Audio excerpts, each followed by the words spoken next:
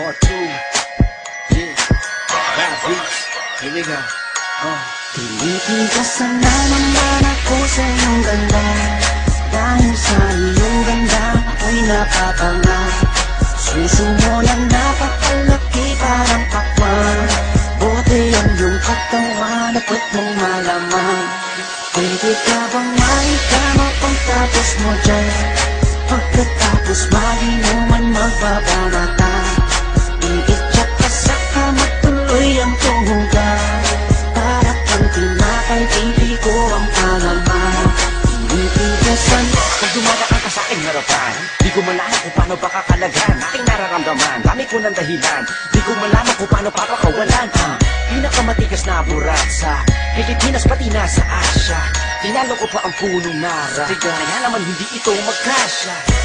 Sa buking mo, napakaganda ng pagkakagawa sa'yo. Dahil mga mata mo nabihani sa iyo, kapakita ko lang naman na tinigasan ako. Ay, mix mo nga pala, nananagsunita ko na nakahubad ka na sa kama ko. Magpapatuho ka na ba? Naninigas na to, di ito ma-explica. Tinitigasan na naman ako sa iyong ganda. Dahil sa iyong ganda ako'y napapanga. Suso mo na napakalaki parang pakwan.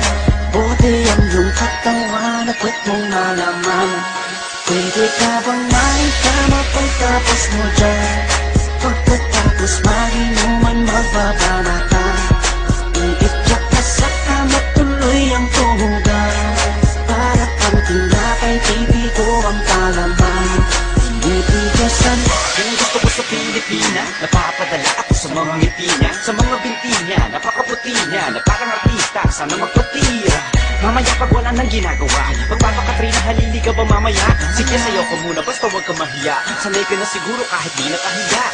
Alam mo naman na lalaki lang ako, dami kong kinahiligan pero kung mo gusto, romansahin kita na para bang si Hayden ko. Bibigay sa'yo lahat, ipapakain ko sa'yo. Dahil sa'yo lang ako unang tinigasan, sa'yo ko lang puputok pag ako ko'y nilabasan. Nakahubad na tayo parang si Eva at Adan. Kaya ngayon, tinitigasan na naman ako sa iyong ganda. Dahil sa iyong ganda ako'y napapanga. Suso mo na napakalaki parang pakwan. Buti ang iyong katawan at puwet mong malaman. Pwede ka bang maikama pagtapos mo dyan? Pagkatapos maginuman magbabanata. Iitsak ka sa kama tuloy ang tumugan. Para kang tinapay, pipi ko ang palaman. Tinitigasan. pinalamay na ang burak ko, siningit sa pagitan ng suso. Pinasok sa bunganga sinipilyo, sinasagal niya pa hanggang sa dulo.